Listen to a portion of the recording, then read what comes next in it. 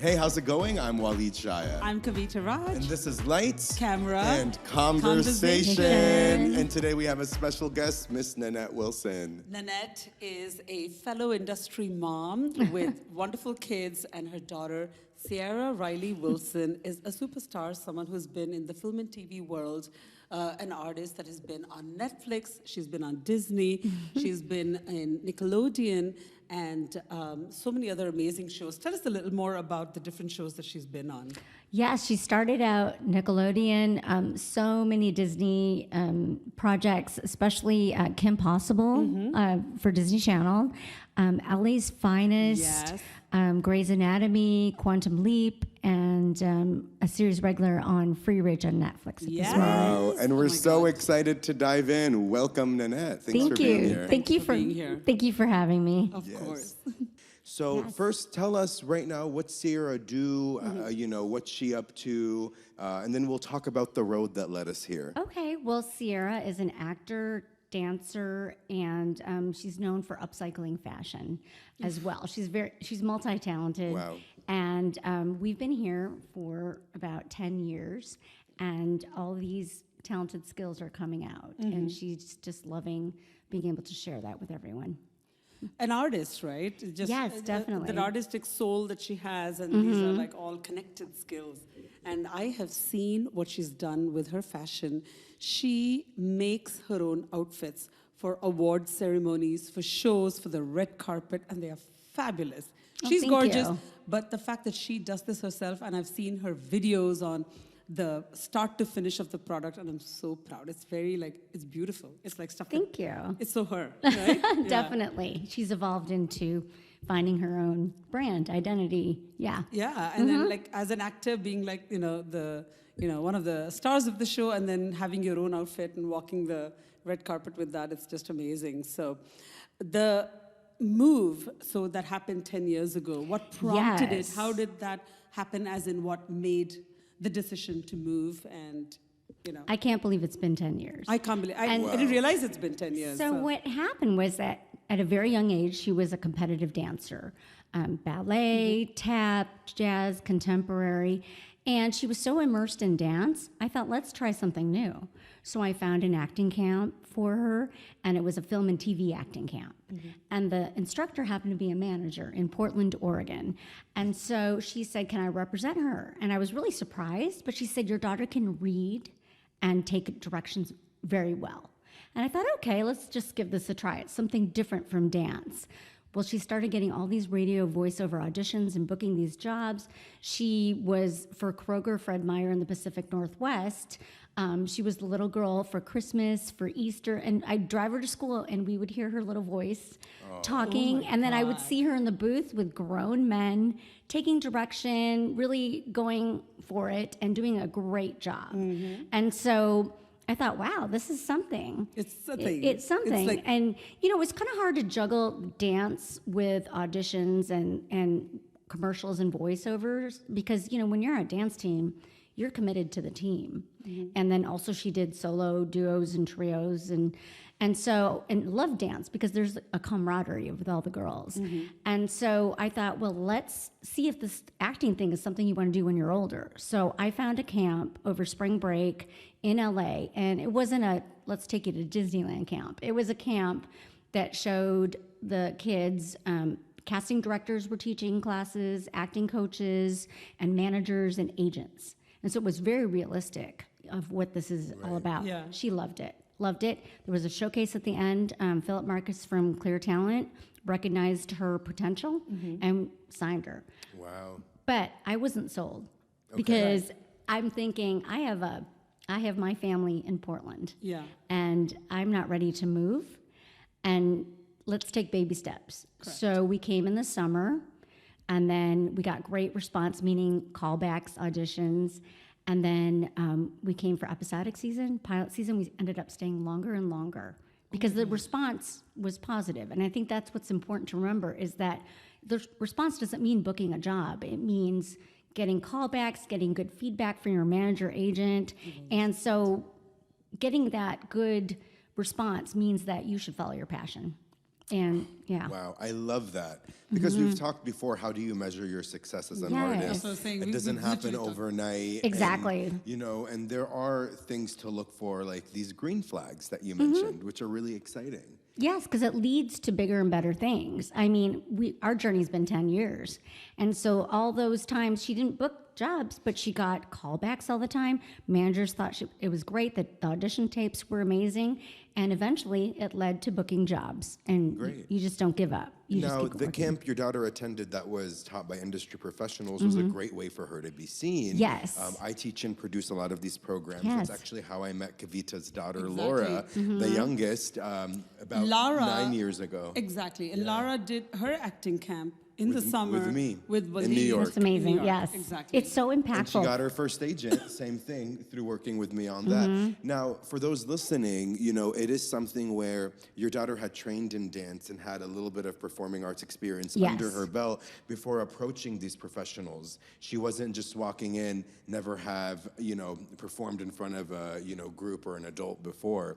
So I Correct. think there is a time and place for a parent to know how to get to that.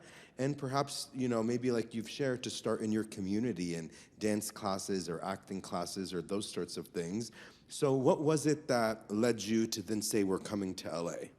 Well, as you know, it's important for acting classes to be trained, Right. if that's something you want to do. And I believe in having experts train you because they know what they're doing. You know, Absolutely. they know their craft, and that's not something I can teach my daughter. So, Right. you know, the acting classes, the music classes, the dance classes helped her to prepare for all of this. When we came to LA and they had a showcase and Clear Talent recognized her abilities, her talent, I wasn't sold, but when we came, you know, it was a good response. And Yeah. she knew that that's what she wanted to do. And I said, you need to pick. Do you want to be at home with your friends and be part of this dance community, or do you want to come out here to LA? Luckily, Clear Talent Group also had a dance division. Nice. And So when we they're came well out known here, for that too. Yeah. when we came out here, she was super happy because the acting and the dance, and I truly believe that, especially as a child coming out here, you need more than one Yeah. talent. And if you don't have it, you go out and find it. I mean, it could be martial arts, it could be singing, it could be dancing, but you can't just rely on the acting. You need to be able to have multiple talents because you do face a lot of rejection, and you need to keep yourself busy and expanding on your opportunities. Oh my God, beautifully said. We've talked about that too. Yes. And as a parent in the music journey, I can attest to that 100% because having one main focused skill is great. But as you said, many artists face a lot more rejection than acceptance. Right. And we talk about the acceptance piece of it because that's what's highlighted. But sharing those stories when you don't book something is so much more important to remember because those are the moments when you go find that additional skill that you have, hone in on it, and develop that as well, you know, whatever it may be. Right. If you have a child actor, I mean, you need to be a parent too. And so to foster what your child loves, but also to find other outlets for their creativity is really important. I've seen, you know, through the years, I've seen kids come and go and parents and families come and go in this industry. They think it's going to be easy and it's not. And they sit around after an audition and just like wait for that phone call, wait for that email. Then they get in their head, okay, what's wrong with my child? Is he not talented enough?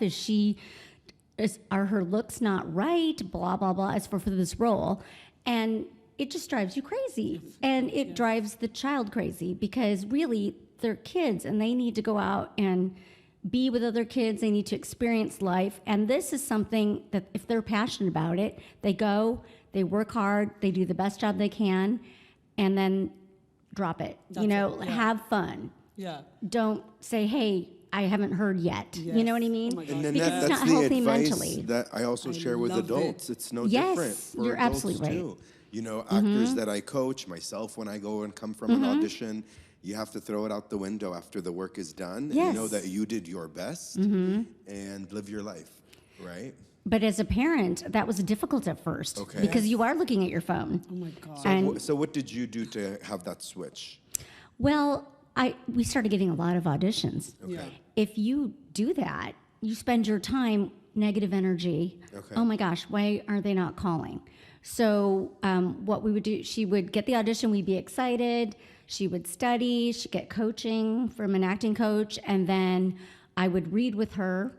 We would go to the audition. Well, before the audition, we play Smash Mouth All-Star and jam out in the car, right? So it's fun, right? And then she goes in, does the best job possible. I asked her how she did. She said, I think I did the best job I could. I was very prepared, and it was fun. And then we go do something fun. We go out to dinner, go to Universal City Walk. We would just Get your mind off things. go Switch it to a up. movie with her friends, and then we would get another audition, and we would just, wow, this is another adventure.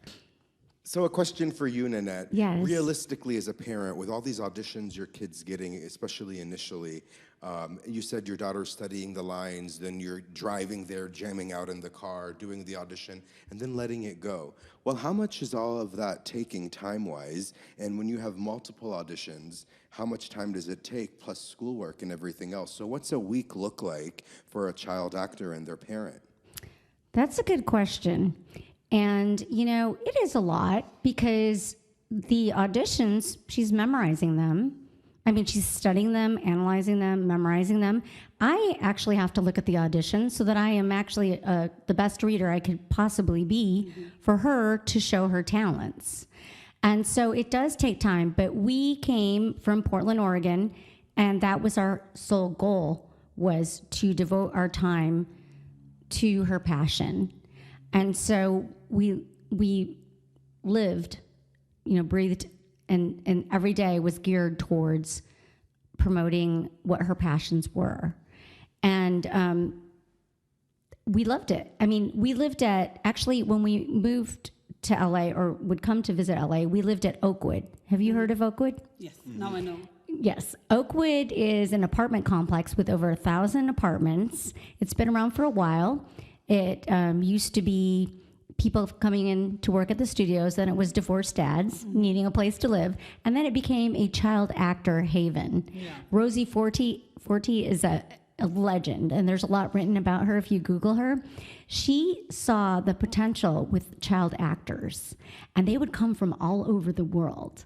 And when I looked at where to live, I was looking for a month-to-month rent.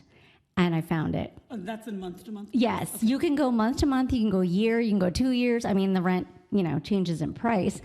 But I took her there because she's like, it's scary to go to LA. And, I'm sure we want to do this. I took her there. She fell in love with it. The pool, the kids, it was camaraderie. It was networking. It was networking. It's networking for kids. Kids and moms and dads.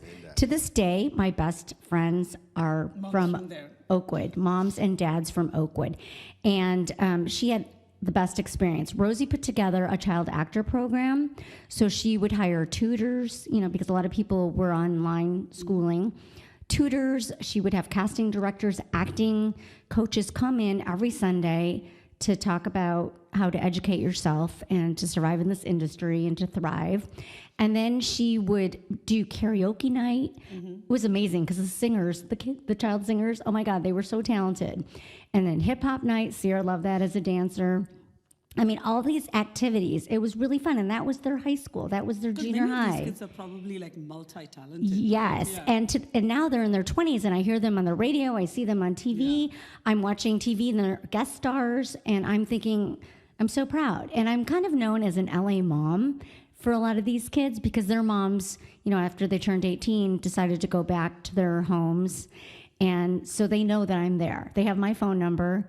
And they know that even if they don't call me, they know that there's somebody that they can call. And I'm super proud of all of them. That's so sweet. Yes. And it's such a tight-knit community. And I have to tell you a story about how networking is so important, because I know you've talked about it in a previous podcast.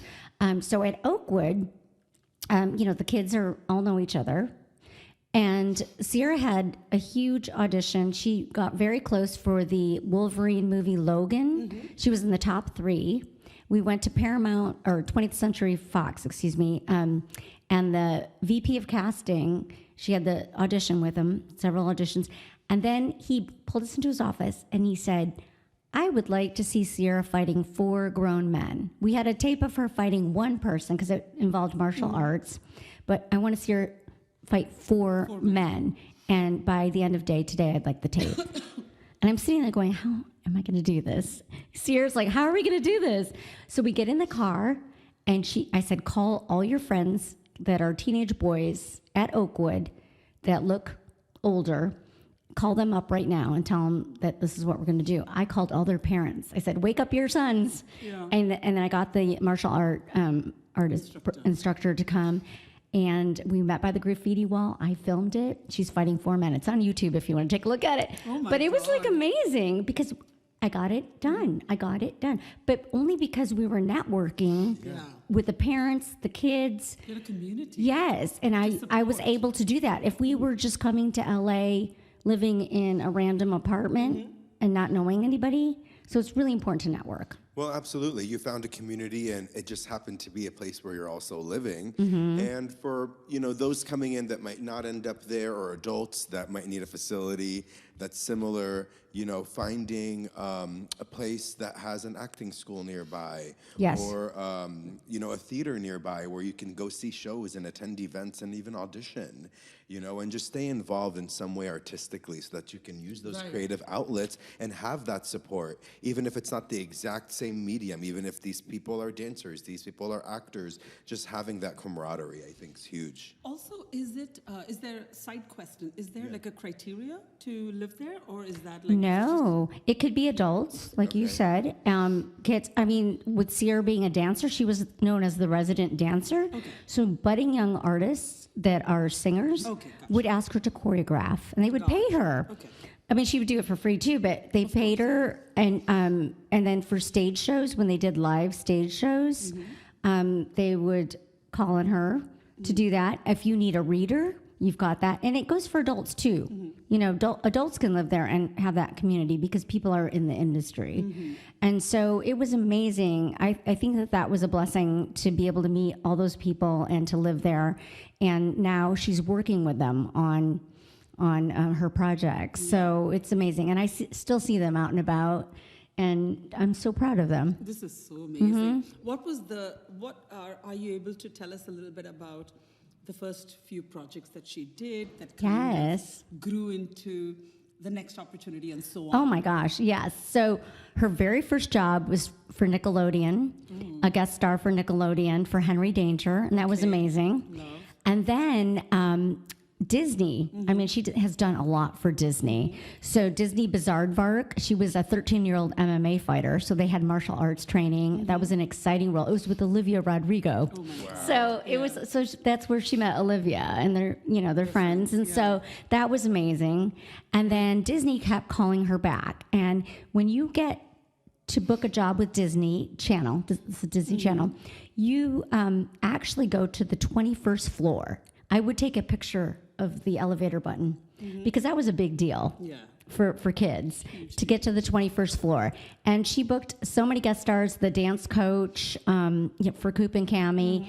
And, she would get rejected, of course, a lot. We go to the 21st floor and it's like, okay, whatever. They don't like me, whatever. They don't want me. But really, they were looking at her time and time again, auditioning as Ciara Riley Wilson with her personality and her drive to, perfect whatever audition they threw at her. They were recording it and thinking and knowing her and saying hello when she walked in the door.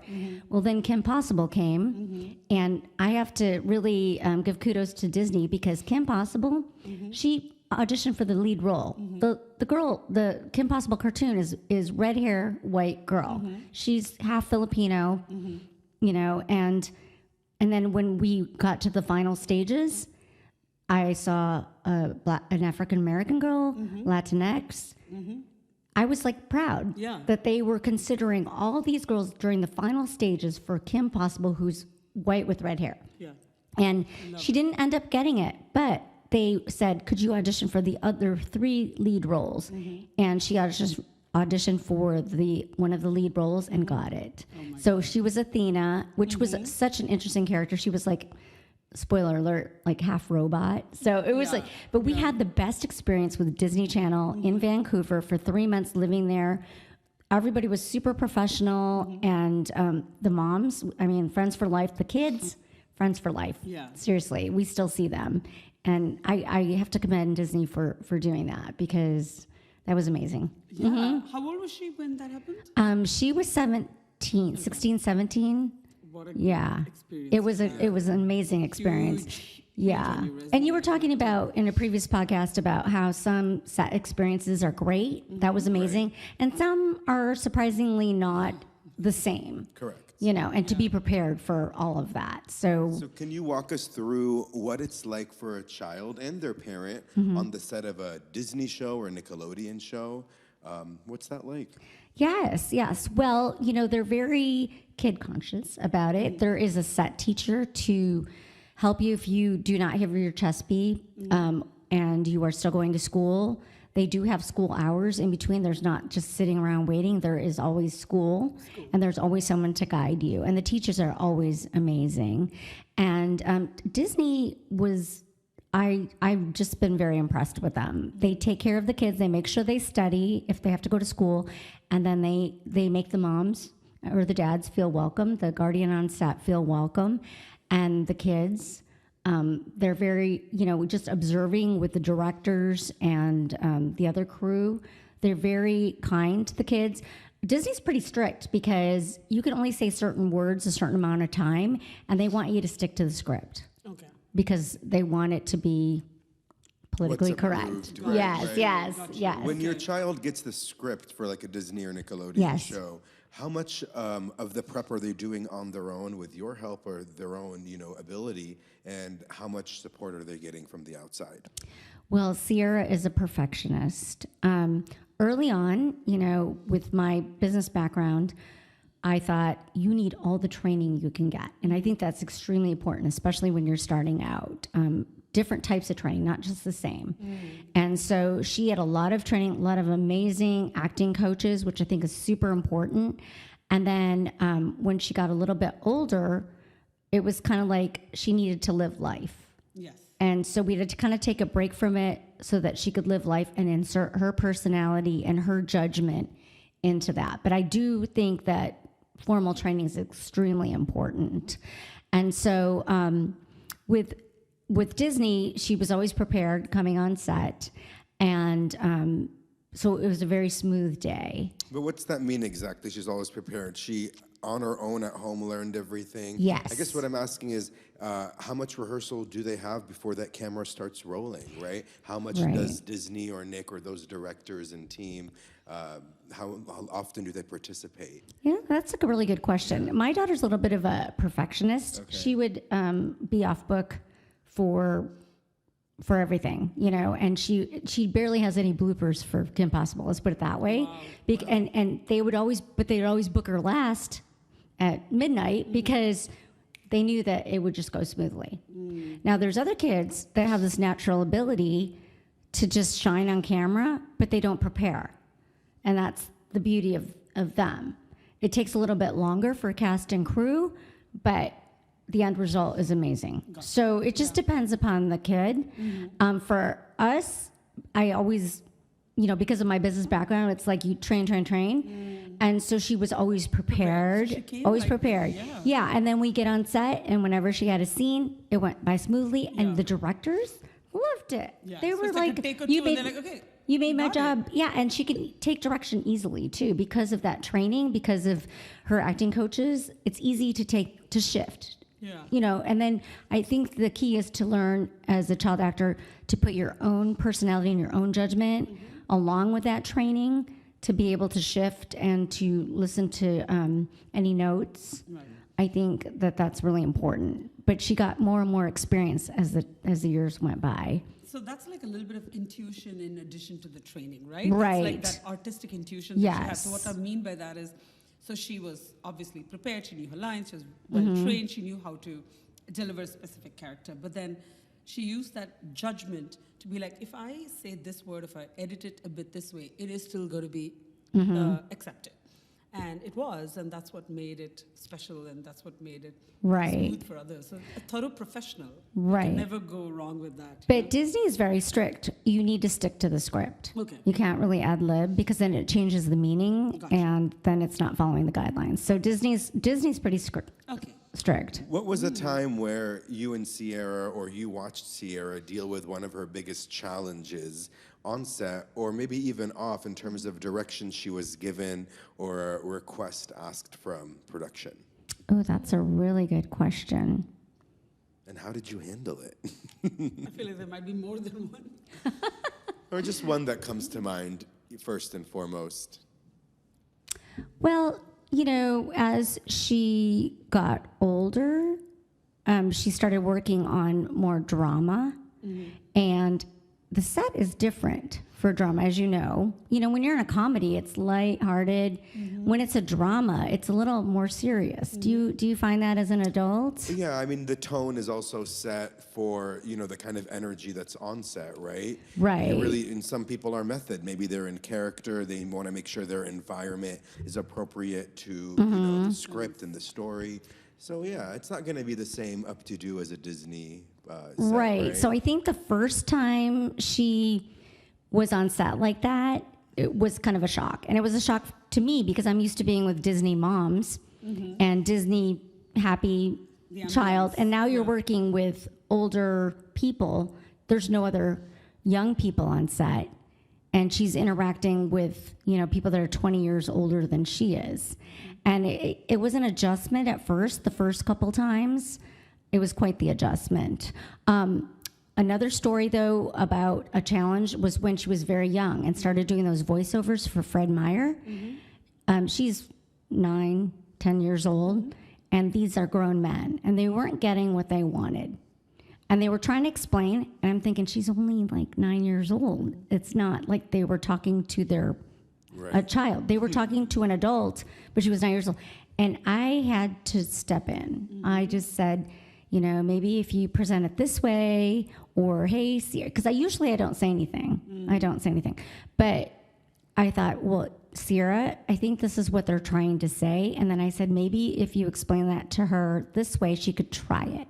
I had to step in. I normally don't say anything, which brings me to another topic, actually. Yes, because child actors, there's stories of hiring 3 boys for one role, bring them on set, see how they do, let go of 2 boys, 1 boy remains, right? So when you have situations like that when you're a child, they also look at the moms and the dads, and they don't want anybody causing any more stress than you already have on set with a production, right? Whether it be a huge feature film or a smaller production, right?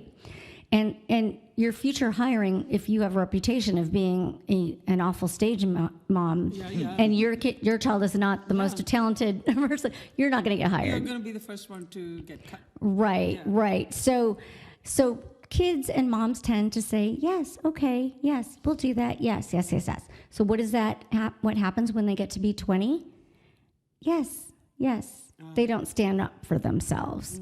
And way back when, they used to take young starlets in studios and say, you need red hair, you need blonde hair, and we're going to change your name and develop them, right? Way back when. And they just did whatever the studios want to do. So there's that mindset of people our age, even actresses, where it's like, okay, what do you want me to do?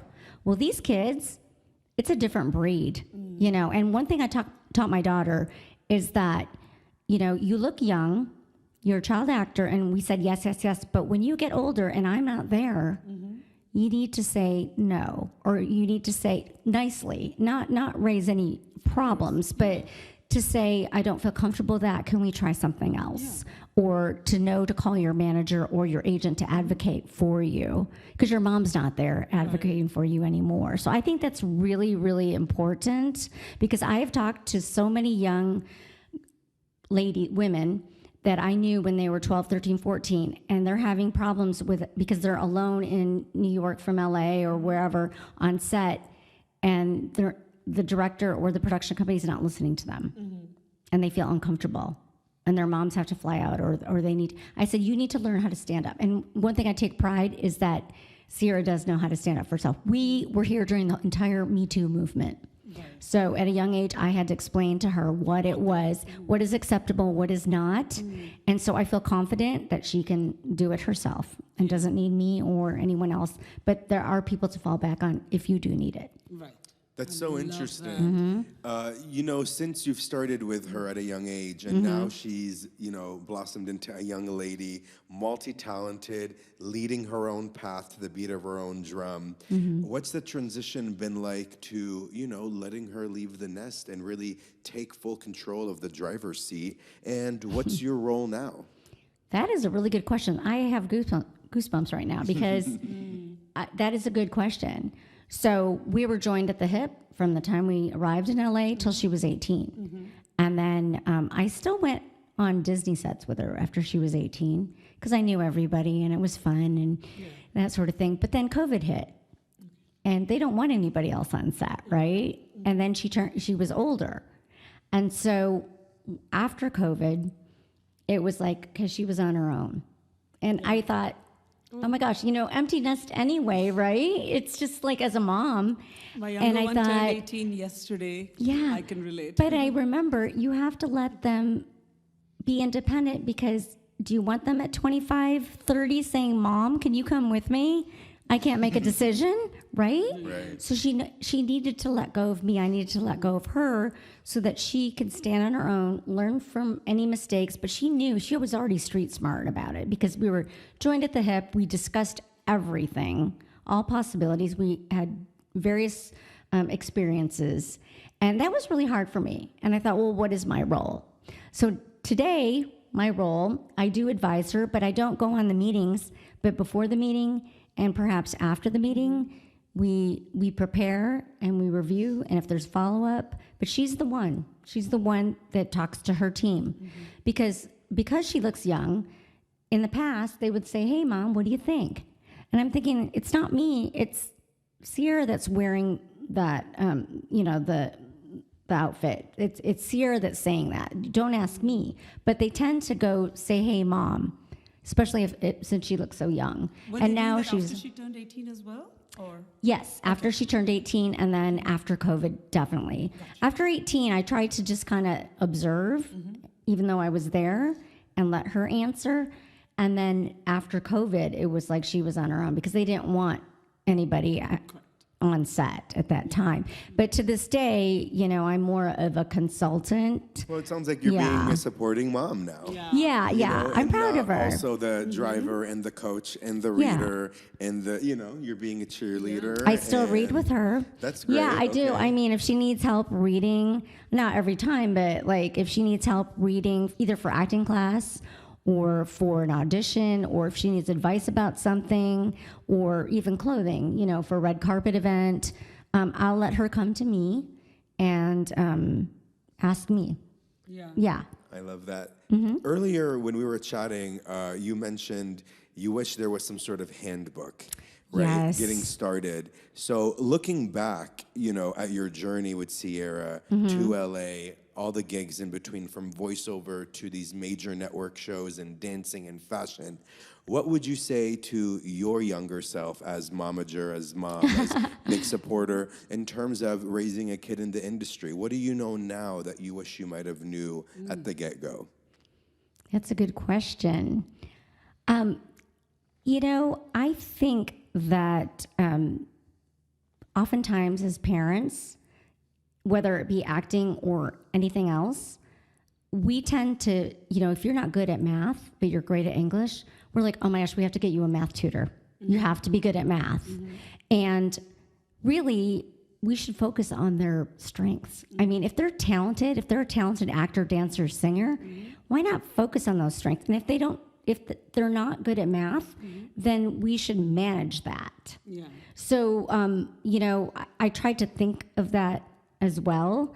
And also, a lot of mistakes I see parents making is that, a lot of my friends and family in the early days said, you're doing this for yourself. You're living your dream through her. And I'm like, you cannot force a child to do this. They have to really have a passion for it. And I was just am the parent supporter. And it could have been hockey, it could have been baseball, it could have been anything, math club, competitions, chess competitions, but it just happened to be acting, singing, and dancing, or acting and dancing primarily. What I find very funny when people say that is that the truth is, even if someone thinks that a parent is living their dreams, don't worry, the industry will very quickly not book them if they don't want them. That's it. It's as real as that. Definitely. At the end of the day, they are going to have opportunities based on so many circumstances, their talent being one piece of it. Yes. So many other factors and elements go into it.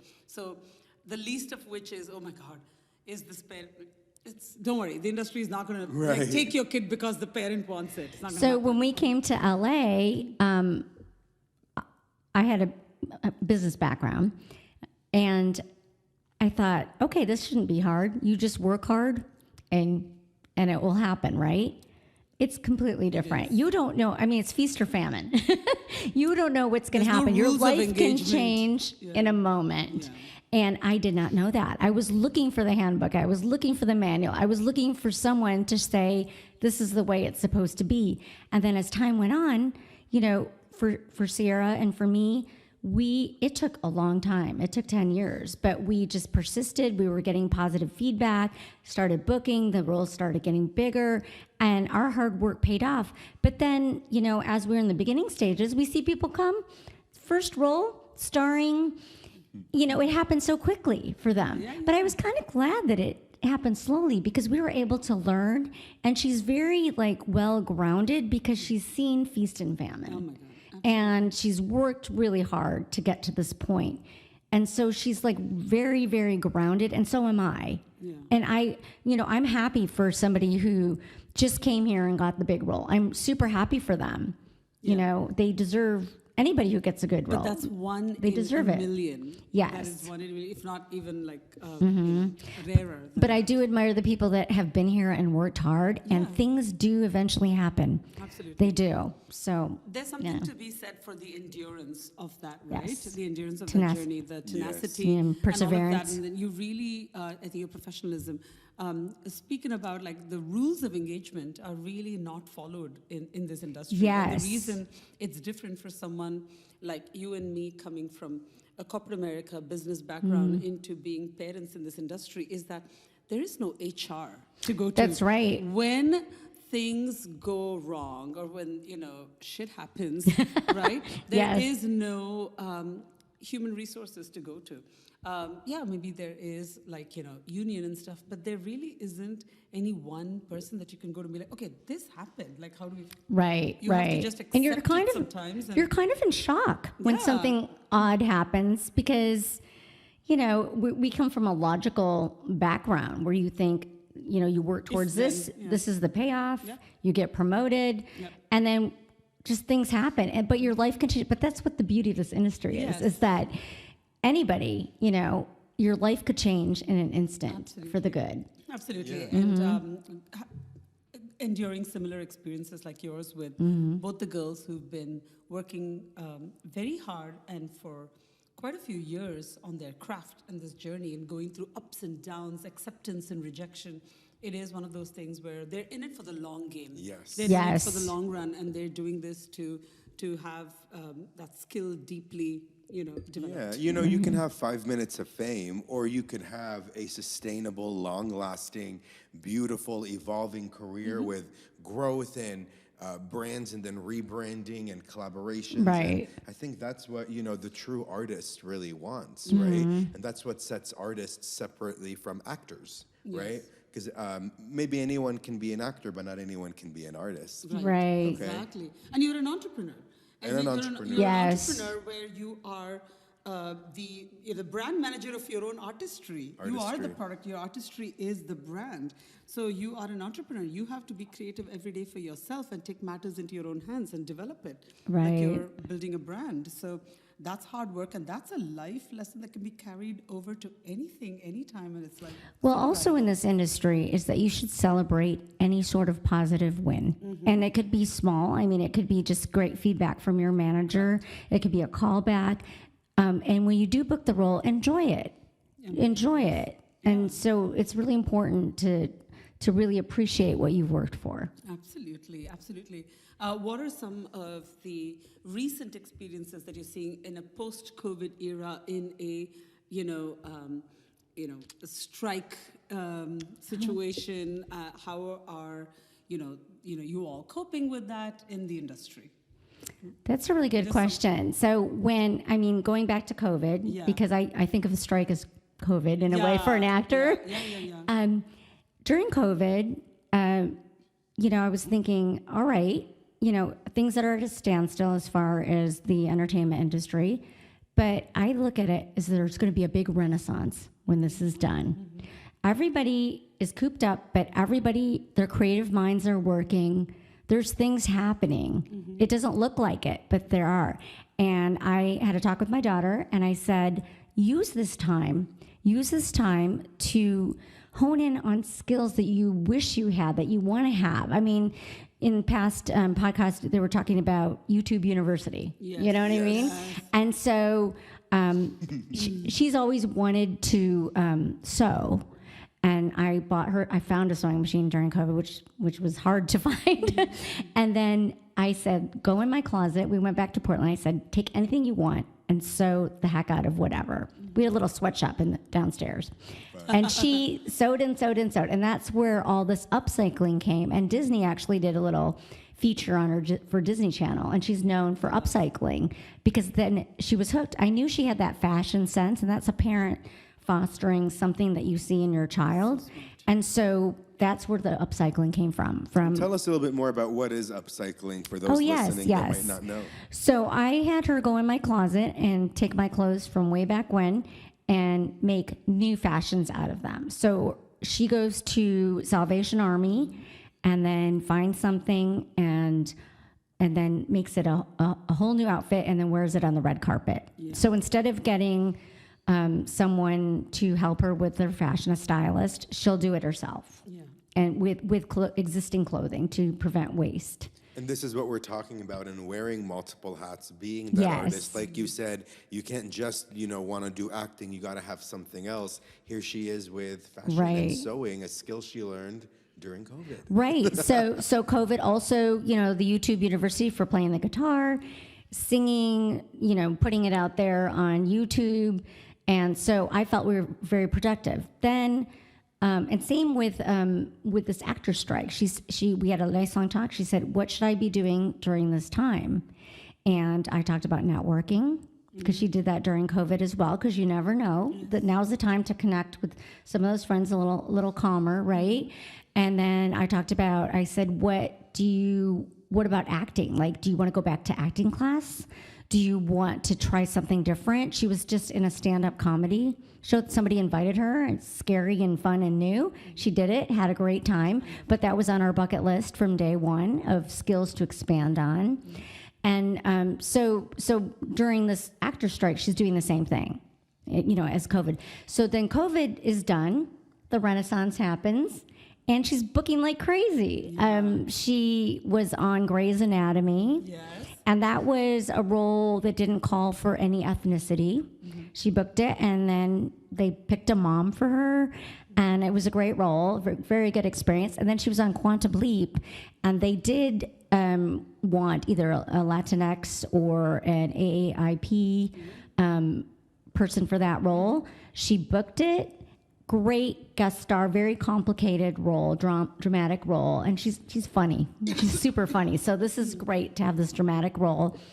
And she said, "Can we make this person Filipino?"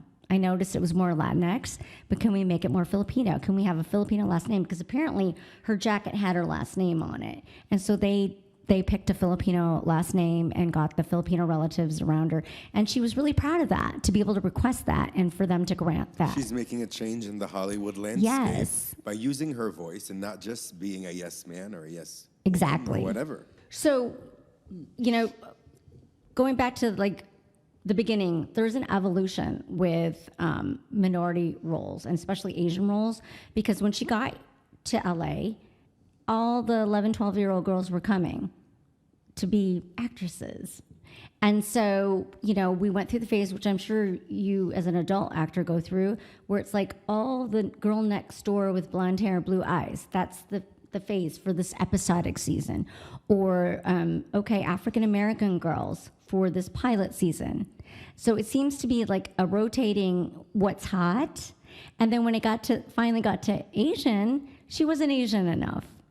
And so she couldn't even get to the, when they wanted Latinx roles, she couldn't get to the Latinx roles or the best friend because you can't look like the lead. And she looked a little bit more like Latinx. Right. So we were like, okay, what's going on here? And we had to kind of write it through there and just like find other opportunities to use her creativity with dance, with other things. And so then it got to the point where, with Quantum Leap or Grey's Anatomy of not having any ethnicity, but let's pick somebody who is AAPI, and that really made me feel good to see that evolution with Hollywood, to open the doors and not just pick the girl next door that you're used to. And More so, shows doing that. yes, and Quantum Leap was just a big, because the lead is Asian, so it was very impactful for a young actress to see what was happening. Cheers to that. Yeah. That's something we should toast to. Mm-hmm. Cheers. Now, tell us, Nanette, where can we find and keep in touch with Ciara for updates? Does she have an active social media or Yes. something coming up where we can check her out? We've heard so much about her, and I'm sure people are just curious to follow up. Well, actually, she is on Netflix right now for Free Bridge, and that is another minority show. The two leads are Latinx, and then Ciara is half Filipino, and the boy leads from Tibet is Tibetan. Very diverse cast. Yes, and so that's amazing to me. That is really amazing. It's and Netflix, and it's called it's called Free Ridge. Free Ridge. Correct. Yes, and she's on a Kia Seltos commercial that called for any ethnicity, and she happened to, have a dad match her and everything. But Free Ridge definitely on Netflix at this point. You can find her on Instagram, Ciara Riley Wilson, on TikTok, Facebook, and yeah. Awesome. And thank you, Mom, for being here. The best mom thanks. of Nanette. Absolutely. And such a brilliant mind to, get your daughter here. We know it takes a village, and it takes a, strong woman and leader. And Kavita, you speak so highly of Nanette, so I'm so happy Nanette you brought her over. Exactly, and Nanette has been someone that has been a resource. As you said, you were not just the LA mom for some of the artists, but you've also been a resource for parents, on things you've been through in the industry, things that maybe they can navigate around by listening to your experience, things that they maybe should try, things that they should maybe avoid, and things that we all take for granted as, this is like a classic you shouldn't do, but many parents actually don't know that, right? Right. They're new to the industry. So sharing those experiences and being kind of like someone that has been involved with your child and you get it, you have done the networking with your child and you have met those people. So this is great for being with us today, and thank you for sharing. And we're so excited, rooting for the family, and can't wait to see where Ciara takes her next, turn, where the journey takes her, and here to follow you as well. So. Yes. Well, thank you for having me. Yes, we've loved having you. Thank you all for listening, and those of you tuning in on YouTube for watching. With that said, I'm Walid Chaya. I'm Kavita Raj. And I'm Nanette Wilson. And this is Lights. Camera. And Conversation. Yes, Cheers, cheers. Thank you, Nanette. Thank you. Hey, be sure to like, subscribe, and follow on Instagram and TikTok. We love interacting. Also, the content in this podcast episode is provided for general informational purposes only. By listening to our episode, which we love, you understand that no information contained in this episode should be construed as advice from Lights Camera Conversation or our individual authors, hosts, or guests. Nor is it intended to be a substitute for research on any subject matter. We always encourage you to do your research. Reference to any specific product or entity does not constitute an endorsement or recommendation by Lights Camera Conversation. The views expressed by speakers are their own, and their appearance on our program does not imply an endorsement of them or any entity that they represent. Thanks for listening, and until next time, have a great day.